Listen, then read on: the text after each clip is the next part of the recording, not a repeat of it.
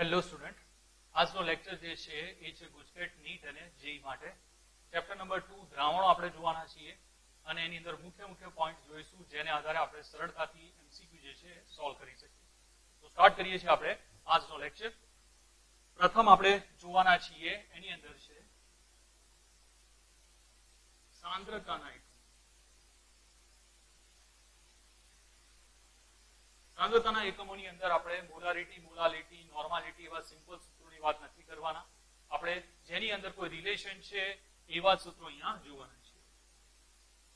1 number molarity, તો percentage W/W અને ઘનતાને આધારે આપણને કેટલીક વાર પૂછી રહી છે તો સૂત્ર સીધું યાદ રાખી શકીએ છીએ, દ્રાવણનું આંતરિક. તો આ સૂત્રને આધારે જ્યારે ઘનતા આપી હોય, પરસેન્ટેજ W/W આપેલું હોય ત્યારે આપણે સરળતાથી શોધી શકીએ છીએ. Second number molarity, molality. તો molality into D upon 1 plus molality into M1 દ્રાવ્યનું આણ્વીય દળ છે અને ભાગ્યા 1000. આ સમીકરણને આધારે મોલારિટી પરથી મોલાલિટી કે મોલાલિટી પરથી મોલારિટી શોધવી હોય તો આપણે આને આધારે શોધી શકીએ છીએ. થર્ડ નંબર, જેની અંદર મોલાલિટી અને મોલ અંશ બંને પણ પૂછી શકે છે. તો એની અંદર મોલાલિટી બરાબર x1 into 1000 upon x2 into m2. આમાં x1 જે છે દ્રાવ્યના મોલ અંશ છે, x2 જે છે દ્રાવકના મોલ અંશ છે, m2 જે છે દ્રાવકનો આણ્વીય દળ છે. એટલે જો આને આધારે પણ તમારે નક્કી કરવું હોય તો સરળતાથી તમે નક્કી કરી શકો છો. તો આવા કેટલાક સમીકરણો છે જેનો યુઝ આપણે સૌથી વધારે કરીએ છીએ. નોર્મલી ફોર્માલિટી હોય કે પછી નોર્માલિટી હોય, મોલારિટી હોય, તે બધા સૂત્રો તમે ઓલરેડી જાણો છો. હવે આના સિવાય આપણને પૂછી શકે છે એક મિશ્ર દ્રાવણ જેની અંદર નોર્માલિટી કે મોલારિટીને આધારે કહીએ તો મોલારિટી M1V1 M2V2 M3V3 બરાબર MV. એક આ સમીકરણ આપણને પૂછી શકે છે જેની અંદર 3-4 કિંમતો આપણને આપી દીધી હોય મોલારિટી અને કદને આધારે, અને મિશ્ર દ્રાવણ માટે આપણને મોલારિટી શોધવાનું કહે તો આપણે શોધી શકીએ છીએ. 5 નંબર મોસ્ટ ઇમ્પોર્ટન્ટ, એ છે તટસ્થીકરણ. આના દાખલા સૌથી વધુ પૂછાય છે એટલે આપણે સૌથી વધુ આને યાદ રાખવાના છે. તટસ્થીકરણનો મતલબ થાય છે જ્યારે પણ તમને એક એસિડ અને એક બેઝ આપેલો હોય અને એની અંદર એમ કહે કે તમે કદ શોધો, અથવા એમ કહી દે કે જ્યારે બેઝ અને એસિડને મિક્સ કરવામાં આવે તો મિશ્ર દ્રાવણ માટે તમે કદ કઈ રીતે મેળવી શકો છો. તો આ દરેક કિસ્સાની અંદર જ્યારે પણ તમને એસિડ અને બેઝ બે અલગ અલગ વસ્તુ આપેલી છે તો એ વખતે તટસ્થીકરણ, તો ત્યારે તમારે M1V1 આ સમીકરણ તો એસ ઇક્વલ જે લઈએ છીએ એ જ લેવાનું છે, પરંતુ અહીંયા યાદ રાખવાનું છે સાથે એસિડિકતા અથવા બેઝિકતા. એ જ રીતે M2V2 એની અંદર પણ સાથે એસિડિકતા અથવા બેઝિકતા જે છે એ તમારે લેવાની છે. એટલે દાખલા તરીકે H2SO4 લીધો છે અહીંયા, તો અહીંયા તમારે ગુણ્યાની અંદર 2 લેવા પડશે. NaOH લીધેલો છે તો ગુણ્યા 1, BOH લીધો છે તો અહીંયા ગુણ્યા 2 કરવા પડશે. ત્યારે જ તમને સાચો આન્સર જે છે એ મળી શકે છે. તો ખાસ કિસ્સાની અંદર આને યાદ રાખી લેવાનું.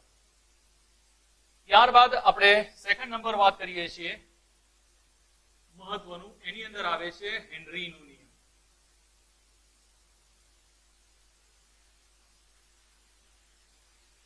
હેનરીના નિયમ સૂત્રની વાત કરીએ આપણે તો સૂત્ર છે P બરાબર KH into X. KH હેનરીના નિયમનો અચળાંક છે અને X શું છે તો મોલ અંશ છે. આપણે જાણીએ છીએ P ચલે છે X, જેને આધારે P બરાબર KH into X જે છે એ મળે છે.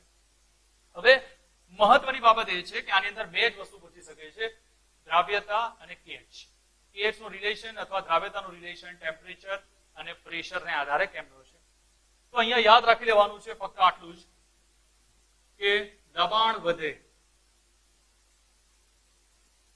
અથવા તાપમાન ઘટે તે બંને કિસ્સાની અંદર દ્રાવ્યતા જે છે એ વધે છે. એટલે દ્રાવ્યતા વધવા માટે દબાણ ઊંચું હોવું જરૂરી છે અને તાપમાન જે છે નીચું હોવું જરૂરી છે. દ્રાવ્યતા જો KH ને આધારે નક્કી કરવી હોય તો અહીંયા યાદ રાખી શકો છો કે તાપમાન સાથે સીધો સંબંધ ધરાવે છે KH. તો તાપમાન વધે તો KH નું મૂલ્ય વધે, અને જો KH નું મૂલ્ય વધે તો દ્રાવ્યતા ઘટે છે. એટલે અહીંયા આપણે એમ કહી શકીએ તાપમાન વધે તો દ્રાવ્યતા ઘટે, અને KH નું મૂલ્ય વધે તો પણ દ્રાવ્યતા ઘટી જાય છે. બીજું KH નું મૂલ્ય જે છે એ ટેમ્પરેચર ડિપેન્ડેબલ છે. સાથે એ પણ યાદ રાખવાનું છે કે સમાન તાપમાને જુદા જુદા વાયુ માટે KH નું મૂલ્ય જુદું જુદું હોય છે. એટલે જો એક જ ટેમ્પરેચર ઉપર ઓક્સિજન કે નાઇટ્રોજન લેવામાં આવે તો બંને માટે KH ના મૂલ્યો જુદા જુદા હશે. પરંતુ જુદા જુદા તાપમાને પણ પાછા KH ના મૂલ્યો કોઈ એક વાયુ માટે પણ જુદા હોય છે. જેમ કે નાઇટ્રોજન કે ઓક્સિજન કોઈ એક લઈ લઉં છું. જેમ કે ઓક્સિજનની જ વાત કરીએ આપણે તો દાખલા તરીકે 293 કેલ્વિન તાપમાને જે KH નું મૂલ્ય હશે તે 300 કેલ્વિન માટે નહીં મળે, તેનાથી તે અલગ હશે. એટલે કે ટેમ્પરેચર વધશે તો KH નું મૂલ્ય ત્યાં વધવાનું છે. તો 2 પોઈન્ટ ત્યાં પણ સાથે યાદ રાખવાના છે. બીજું એક P બરાબર KH into X જેને આધારે આપણે કહી શકીએ છીએ કોની સાથે સામ્યતા ધરાવે છે તો Y બરાબર mx. તો અહીંયા એક બીજું પૂછી શકે છે એ છે ઢાળનું મૂલ્ય. તો એ કેટલું હોય છે તો KH જેટલું. તો એક આ પણ આપણને સાથે પૂછી શકે છે. તો એ પણ આપણે યાદ રાખવાનું છે. Y બરાબર mx છે એટલે આલેખની અહીંયા દર્શાવવાની જરૂર નથી. આલેખની અંદર ફક્ત એટલું જ યાદ રાખવાનું છે તમારે કે આલેખ જે છે ક્યાંથી પસાર થશે તો ઉદ્ગમ સ્થાનમાંથી. મેથ્સને આધારે તમે જાણો જ છો કે Y બરાબર mx જેવું સમીકરણ હોય તો હંમેશા 0 માંથી નીકળશે. એટલે આનો આલેખ જો લેવામાં આવે તો 0 માંથી પસાર થવાનું છે. અને ઢાળનું મૂલ્ય પૂછી લે તો KH છે. ત્યારબાદ જો આપણને પૂછી લે છે બાષ્પ દબાણ. બાષ્પ દબાણની અંદર આમ તો કંઈક વધારે નથી, ફક્ત એટલું જ યાદ રાખવાનું છે કે બાષ્પ દબાણની વાત કરીએ અહીંયા તો એક સમીકરણના આધારે પણ તમને કેટલીક વાર પૂછી લે છે. તો મૂલ્યો સમીકરણ જે છે બુકની અંદર ક્યાંય આપેલા હોતા નથી. એટલે એક સમીકરણ આ પણ તમારે યાદ રાખી લેવાનું છે કે log E2 upon P1 બરાબર delta H upon 2.303R into T2 minus P1 upon T1 into T2. તો આ સમીકરણ જે છે એ સમીકરણને આધારે પણ તમને ક્વેશ્ચન પૂછી શકે છે. તો ત્યાં તમે યાદ રાખી શકો છો. બીજું બાષ્પ દબાણને આધારે આપણે રાઉલ્ટનો નિયમ જે છે એ પણ જોઈએ છે. તો રાઉલ્ટના 2 નિયમો માટે પણ તમારા સૂત્રો જે છે એ યાદ રાખી લેવાના છે. હવે વાત કરીએ છીએ આપણે રાઉલ્ટના નિયમને આધારે.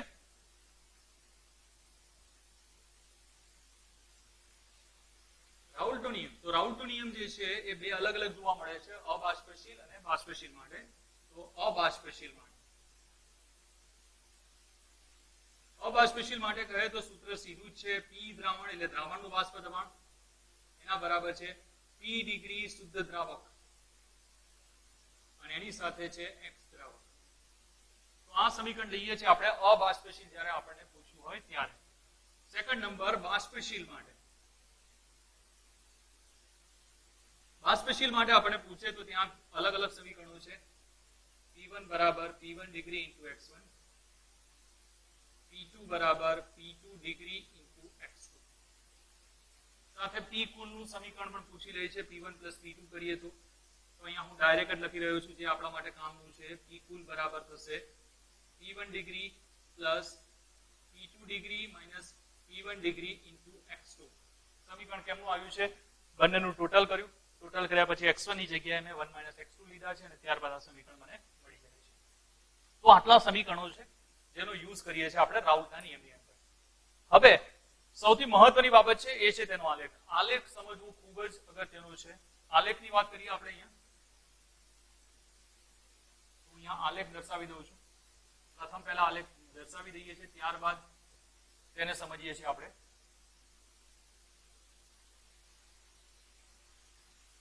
મૂલ્યો જે છે એ સૂત્રને આધારે જે આપણા સમીકરણ છે તેને આધારે જ લઈએ છીએ આપણે. અહીંયા છે P1 degree, P2 degree, X1, X2, X1 અને X2 મૂલ્યો આપણે નક્કી કરીએ છીએ એના પછી. હવે આલેખ જે છે આ જોવા મળી રહ્યો છે, કોઈ એક આલેખ નથી, 3 સમીકરણ જે છે એનું કોમ્બિનેશન છે જેને આધારે લઈએ છીએ. વાત કરીએ આપણે સમીકરણ ફર્સ્ટ y બરાબર mx, y બરાબર mx અને થર્ડ સમીકરણ જોશો તો y બરાબર c plus mx. 3 સમીકરણો અલગ અલગ છે. y બરાબર mx 0 માંથી નીકળવાના છે. આ પણ 0 માંથી નીકળશે.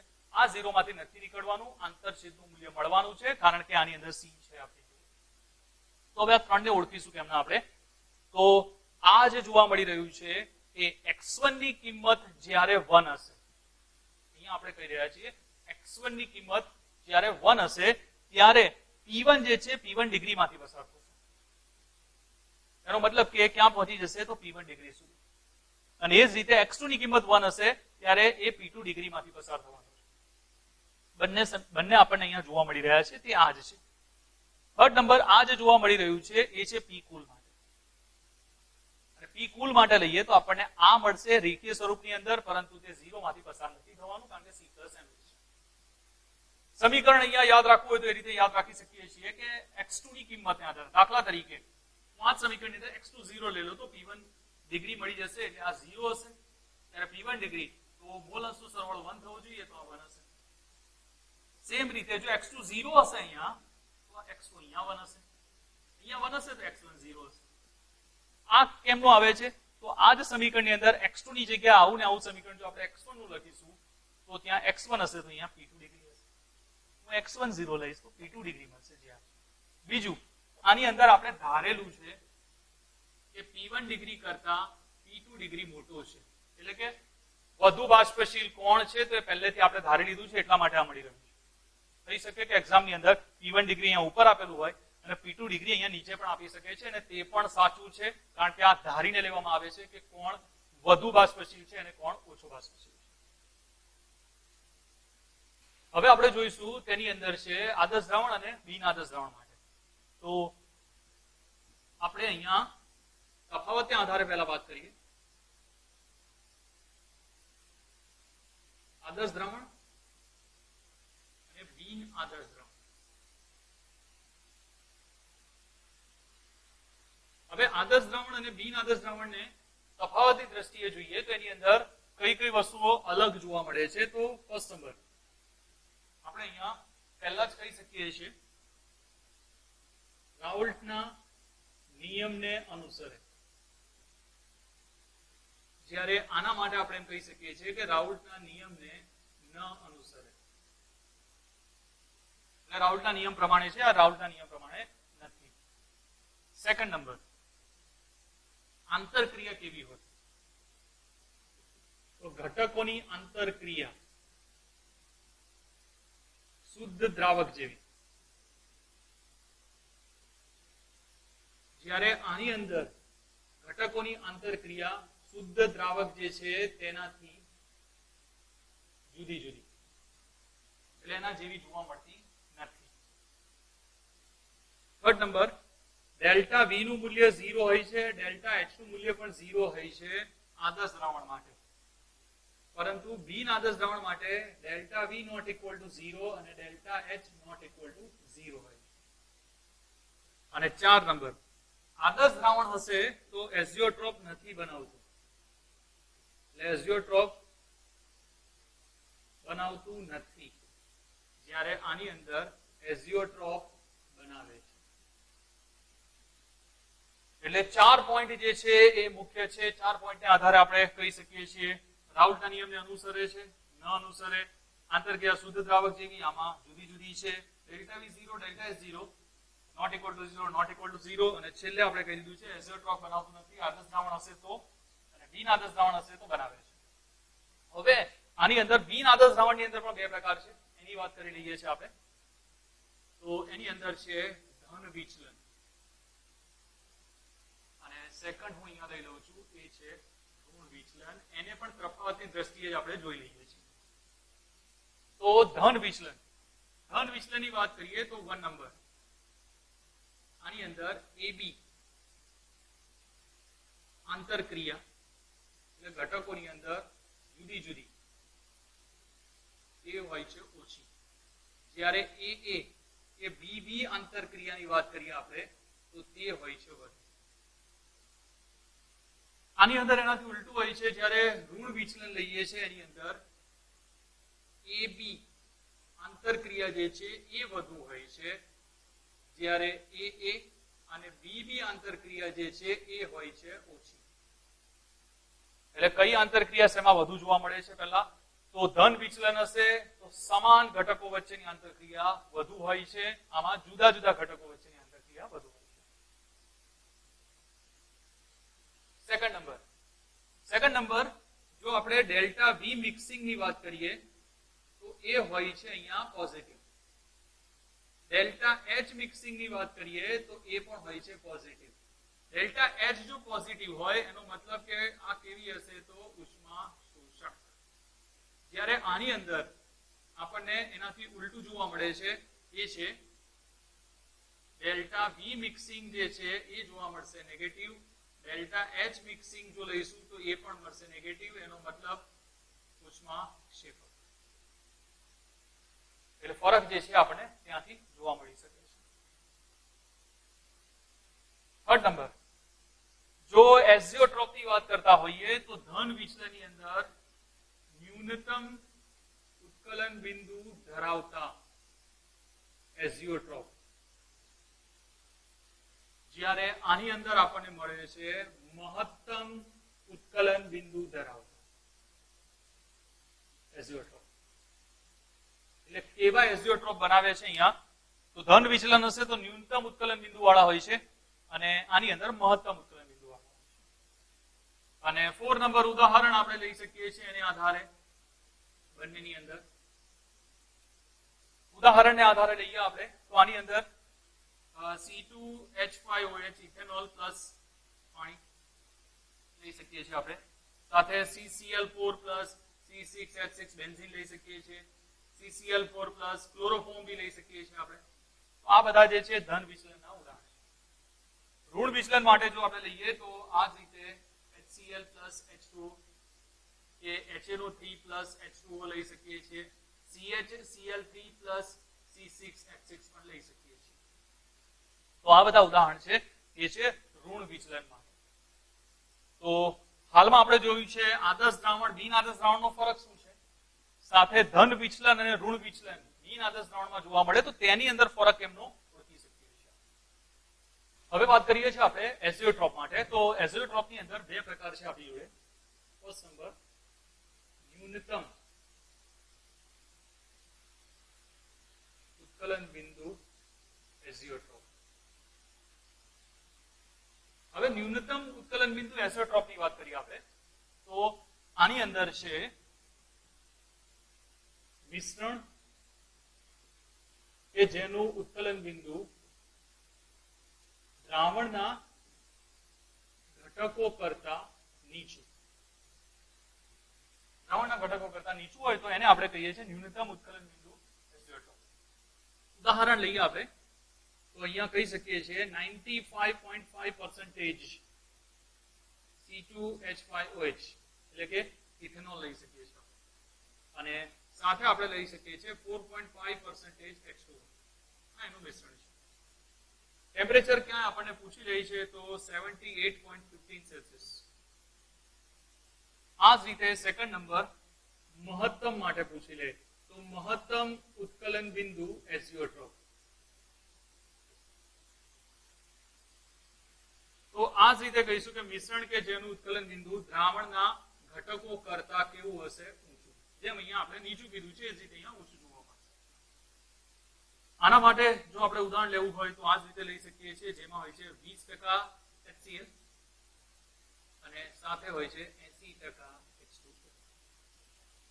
ટેમ્પરેચર આધારિત પૂછી લે તો 108.6 ડિગ્રી સેલ્સિયસ સુધી આપણને મળે છે. તો જો અહીંયા પૂછે છે આપણને એઝિયોટ્રોપ માટે તો બે પ્રકાર આપણે યાદ રાખી શકીએ છીએ. એઝિયોટ્રોપના બીજા પણ ઉદાહરણો છે જેની અંદર આપણે ઓલરેડી વાત કરી ચૂક્યા છીએ. અહીંયા એઝિયોટ્રોપ જે છે એ બે પ્રકારને આધારે ઉદાહરણની અંદર લાસ્ટ ટાઈમ પણ પૂછાઈ ચૂકેલું છે. હવે આપણે જોવાના છીએ એ છે સંખ્યાત્મક ગુણધર્મો. અને સંખ્યાત્મક ગુણધર્મોની અંદર ચાર વસ્તુ આપણે જોવાના છીએ. સંખ્યાત્મક ગુણધર્મો જે છે દ્રાવ્ય કણોની સંખ્યા પર આધાર રાખે છે, નહીં કે દ્રાવણના સ્વભાવ પર. તો અહીંયા આપણે સંખ્યાત્મક ગુણધર્મોની અંદર ચાર અલગ અલગ કયા કયા છે તો એની અંદર પ્રથમ બાષ્પ દબાણ નો સાપેક્ષ ઘટાડો. પ્રથમ છે બાષ્પ દબાણનો સાપેક્ષ ઘટાડો. તો એની અંદર રાઉલ્ટના નિયમની અંદર આપણે સૂત્ર મેળવીએ છીએ. ત્યાં થિયરીની અંદર તમે ઓલરેડી જોઈ ચૂક્યા હશો તેને. તો અહીંયા આપણે એની સીધી જ વાત કરવાના છીએ. એ છે સૂત્રને આધારે P degree minus P upon P degree equal to X. કોના માટે લઈએ છીએ તો દ્રવ્ય માટે. દ્રવ્યના આધારે અહીંયા કેવું હોય તો આપણે એને કહી શકીએ છીએ મોલ અંશ છે મોલ ભાગ્યા કુલ મોલ તો N2/N1 + N2 અને સાથે આપણે કહી શકીએ છીએ કે છેદની અંદર આપણે એમ કહી શકીએ કે N2 very much less than N1 માટે N1 + N2 = 1 સોરી N1 તો આને આધારે સમીકરણ જે છે એ થઈ શકે છે P0 - P/P ડિગ્રી = N2/N સમીકરણનો આપણે યુઝ કરીએ છીએ દાખલા ગણવા માટે MCQ માટે પણ ખાસ કરીને આનો યુઝ થાય છે અને જો W ને અને M ને આધારે સમીકરણ જોઈએ તો આપણને અહીંયા મળી શકે છે W2 × M1/M2 × W1 ઉપર જે લીધું છે 2 ને આધારે એ દ્રાવ્ય છે N1 નો મતલબ એ દ્રાવક છે તો પ્રથમ આપણે જોયું છે એ છે બાષ્પ દબાણનો સાપેક્ષ ઘટાડો અહીંયા કહી શકે છે બાષ્પ દબાણનો સાપેક્ષ ઘટાડો શોધો બીજી એક વસ્તુ એ યાદ રાખવાની છે P0 - P ની વાત એટલે કે જ્યારે P ડિગ્રી - P ની વાત કરીએ તો એનો મતલબ થાય છે ડેલ્ટા P એટલે આની જગ્યાએ કેટલીક વાર ડેલ્ટા P પણ આપણને લખીને આપે છે એકલા ડેલ્ટા P ને આપણે કહીએ છીએ બાષ્પ દબાણનો ઘટાડો અને જ્યારે છેદની અંદર P ડિગ્રી લખવામાં આવે ત્યારે એને કહેવામાં આવે છે બાષ્પ દબાણનો સાપેક્ષ ઘટાડો બંનેની અંદર ફરક છે જે રીતે આપણને પૂછે છે એ પ્રમાણે અને બાષ્પ દબાણનો સાપેક્ષ ઘટાડો જે છે એ દ્રાવ્યના મોલ અંશના સમપ્રમાણમાં હોય છે સેકન્ડ નંબર એ આવે છે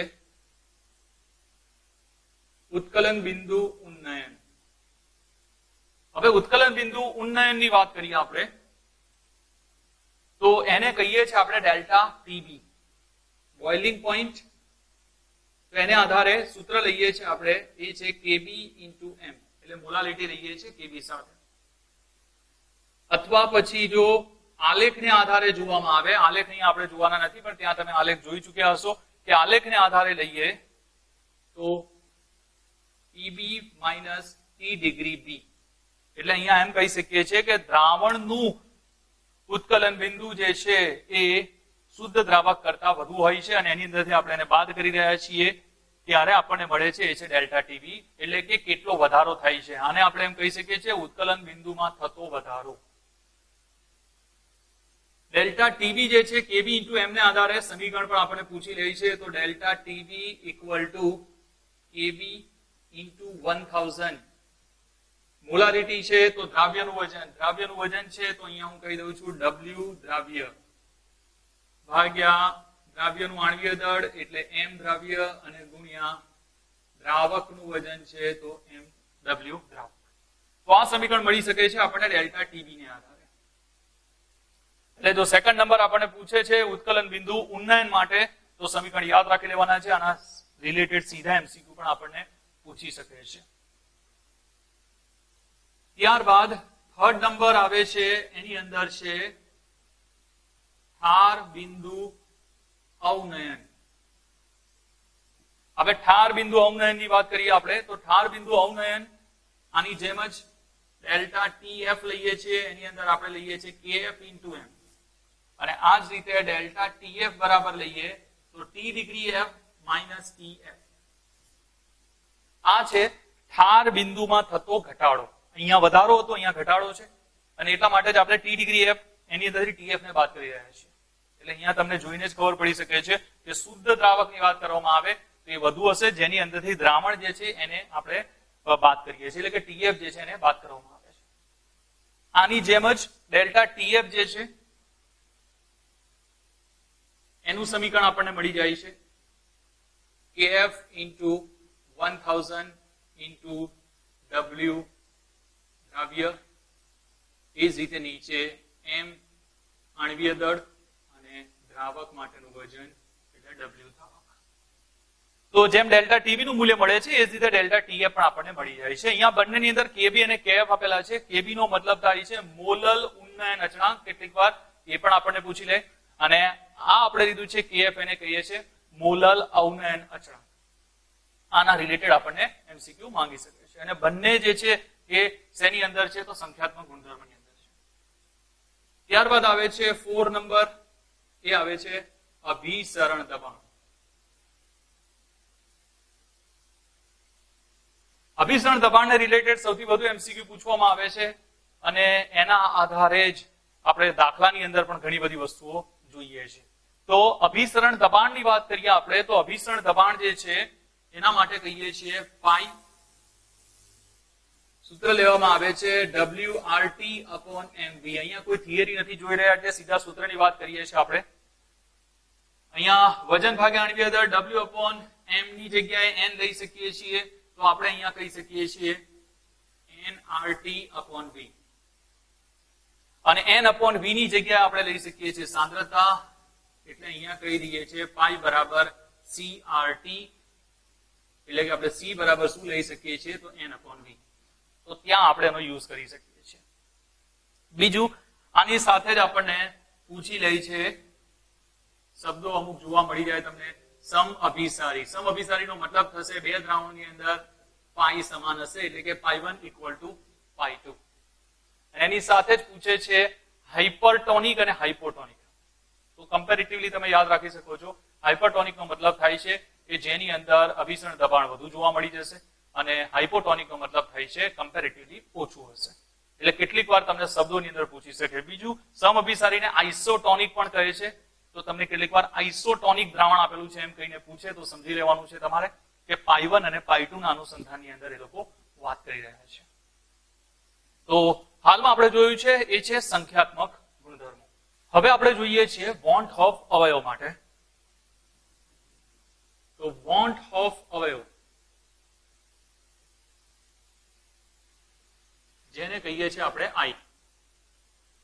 વોન્ટ ઓફ અવયવને આધારે ઘણા બધા MCQ નીકળે છે. તો પહેલા તો એની વાત કરીએ તો આઈ કઈ રીતે લેવામાં આવે છે, તો સામાન્ય અણુભાર ભાગ્યા અસામાન્ય અણુભાર, જેને આધારે લઈએ છીએ આપણે. તમે એના સૂત્રો પણ જોઈ ચૂક્યા હશો, જેની અંદર આપણે સૈદ્ધાંતિક અને પ્રાયોગિકને આધારે પણ નક્કી કરીએ છીએ. હવે આઈના રિલેટેડ ઘણી બધી વસ્તુઓ છે, પણ આપણે દ્રાવ્ય કણોની સંખ્યાને આધારે પહેલા એને સમજી લઈએ છીએ. તો હું અહીંયા એમ કહું છું કે દ્રાવ્ય કણોની સંખ્યા વધે તો, હવે અહીંયા યાદ રાખવાનું છે દ્રાવ્ય કણોની સંખ્યા વધતી જાય એટલે કે અંદર આયનોની સંખ્યા પણ આપણે કહી શકીએ છીએ. જેમ કે અહીંયા મારે કેવું હોય કે NaCl ની અંદર 2 આયનો છે, Na+ અને Cl-. K2SO4 લઈશ તો એની અંદર 2K+ અને 1 SO4- તો એટલે 3 છે. એ જ રીતે આયનોની સંખ્યાની વાત કરીએ અહીંયા, તો એની સંખ્યા જો વધી રહી છે તો શું થશે, કેટલી વસ્તુને ઇફેક્ટ કરે છે, એના માટે સીધો ક્વેશ્ચન કેટલીક વાર આપણને પૂછાય છે. તો એની અંદર આપણે અહીંયા કહી શકીએ છીએ કઈ કઈ વસ્તુઓ શું ફરક એમાં જોવા મળવાનો છે. તો ફર્સ્ટ નંબર એની અંદર આવે છે ઉત્કલન બિંદુ. જો આયનોની સંખ્યા વધી જશે તો ઉત્કલન બિંદુ વધી જશે, પણ સામે ઠાર બિંદુ ઘટી જશે. એટલે જેટલા આયનો વધુ, ઠાર બિંદુ ઓછું હશે, જ્યારે ઉત્કલન બિંદુ વધારે હશે. સેકન્ડ નંબર, દ્રાવ્ય કણોની સંખ્યા વધી જાય તો એની સાથે જ કોને અસર થાય છે, તો અભિસરણ દબાણને પણ થાય છે. અભિસરણ દબાણ જે છે એ વધી જાય છે. જ્યારે બાષ્પ દબાણની વાત કરીએ તો એ ઘટી જાય છે. એટલે MCQ માટે તમારે યાદ રાખવું હોય તો સીધા આ પોઈન્ટ યાદ રાખી શકો છો. દ્રાવ્ય કણોની સંખ્યા વધે, ઉત્કલન બિંદુ વધવાનું છે, ઠાર બિંદુ ઘટવાનું છે, અભિસરણ દબાણ વધવાનું છે, જ્યારે બાષ્પ દબાણ ઘટવાનું છે. આપણે હાલમાં સંખ્યાત્મક ગુણધર્મો જોઈ ગયા છીએ. તેની અંદર પણ જો તમે વિયોજન પામતું કંઈક આપેલું છે, જેમ કે તમને આપેલું હોય NaCl, K2SO4, આવું કંઈ પણ આપેલું છે, તો ત્યાં તમારે ગુણાકારમાં I લેવો જરૂરી છે. એટલે કે વોન્ટ ઓફ અવયવ I લેવામાં આવે છે, ત્યારે જ તમને સાચો આન્સર મળી શકે છે. ઉદાહરણ તરીકે આપણે જે સૂત્રો લખી ચૂક્યા છે તેની જ વાત કરીએ. ફર્સ્ટ, બાષ્પ દબાણનો સાપેક્ષ ઘટાડો, તેની અંદર તમારે I અહીંયા લેવું પડશે, ત્યારે તમને સાચો આન્સર મળી શકે છે. સેકન્ડ નંબર, ડેલ્ટા TB લઈ લો તમે, તો I × KB × M લેવું પડશે. એ જ રીતે ડેલ્ટા TF બરાબર I × KF × M લેવું પડશે. અને 4 નંબર, જેની અંદર પાઈ લઈએ તો પાઈ બરાબર ICRT, તો તમારે આગળ I જે છે વોન્ટ ઓફ અવયવ લેવું પડશે. તો ચારે સમીકરણો આપણે હમણાં જોઈ ચૂક્યા છીએ. દરેકની અંદર તમારે I નું મૂલ્ય એટલે કે વોન્ટ ઓફ અવયવનું મૂલ્ય જે છે ત્યાં જરૂરથી લેવું પડશે જો તમારે સચોટ આન્સર જોઈએ છે. કાર્બોહાઈડ્રેટના કિસ્સાની અંદર એનું મૂલ્ય 1 હોય છે, જેમ કે ગ્લુકોઝ હોય, સુક્રોઝ હોય, યુરિયા આપેલું હોય છે, તો દરેક માટે મૂલ્ય 1 હોય છે. એટલે ત્યાં આઈ નું મહત્વ નથી, કારણ કે ત્યાં મૂલ્ય 1 છે. ઇન્ટુ કરીશું તો કોઈ જવાબની અંદર ફરક પડવાનો નથી. તો આ મહત્વની વસ્તુ ત્યાં યાદ રાખવાની છે. હવે આઈ નું મૂલ્ય બે પરિસ્થિતિ જેની અંદર થાય છે, વિયોજન અને સુયોજન. તો એની અંદર લઈએ છીએ વિયોજન. હવે આપણે એમ કહીએ છીએ કે અહીંયા વિયોજન કરવામાં આવે તો શું થશે, તો હું અહીંયા દર્શાવું છું વિયોજન માટે એ ઘટક લઈ લીધો છે મેં. તો એની અંદરથી એ કેટલો છે, તો n. તો અહીંયા Na+ આયનોની અંદર વિયોજિત કરી રહ્યા છીએ આપણે. હું અહીંયા કહી દઉં છું શરૂઆત. તો શરૂઆતની અંદર એના મૂળની સંખ્યા અહીંયા 1 હશે, ત્યારે આ કેટલો હશે, 0 આપણે જાણીએ છીએ. અને સંતુલને કેટલો બાકી રહેશે, તો વિયોજન પામી ચૂક્યો હશે તો 1 - આલ્ફા, અને ત્યારે આ કેટલો હશે, તો n આલ્ફા. કારણ કે ઓલરેડી આપણે અહીંયા કહી ચૂક્યા છીએ કે Na+. તો હવે 1 - આલ્ફા અને n આલ્ફા સંતુલન જે બાકી રહેલો જથ્થો છે તેની વાત છે. હવે સંતુલન ઘટકો માટે i લેવામાં આવે છે, એટલે i નું મૂલ્ય ત્યાંથી નક્કી કરીએ છીએ આપણે 1 - આલ્ફા પ્લસ n આલ્ફા. તો અહીંયા આપણને મળી જશે n આલ્ફા અને માઇનસ આલ્ફા છે, તો એની અંદરથી આપણે આલ્ફા જે છે એને કોમન કાઢી લઈએ છીએ. તો અહીંયા 1 આને હું આગળ લઈ લઉં છું, તો અહીંયા પ્લસ n - 1 ઇન્ટુ આલ્ફા. હવે આલ્ફા જે છે એને સૂત્રનો કર્તા બનાવી લઈએ આપણે. બરાબર થશે અહીંયા i - 1 અને નીચે આવી જશે n - 1. તો આપણે આલ્ફા જે લીધો છે એ વિયોજન અંશ કહી શકીએ, અને આપણે તમને પૂછી શકે છે વિયોજન અંશ નક્કી કરો, તો આલ્ફાનું સૂત્ર છે i - 1/n - 1. અહીંયા યાદ રાખવું જરૂરી એ છે કે i અને n ની અંદર ફરક છે, યાદ રાખી લેવાનું છે. આયનોની સંખ્યાને આધારે કહીએ તો અહીંયા n નક્કી થાય છે, નહીં કે i. એટલે i નક્કી કરવા માટે તમારે શું કરવું પડશે, તો સૈદ્ધાંતિક અથવા પ્રાયોગિક મૂલ્યનો યુઝ કરવો પડશે, અથવા સામાન્ય અથવા અસામાન્ય અણુભારનો યુઝ કરવો પડશે, ત્યારે તમે એને લખી શકો છો. તો વિયોજન અંશ નક્કી કરવો હોય તો આલ્ફાનું સૂત્ર તમે અહીંયાથી યાદ રાખી શકો છો. હવે વાત કરીએ છીએ આપણે સુયોજન અંશ માટે.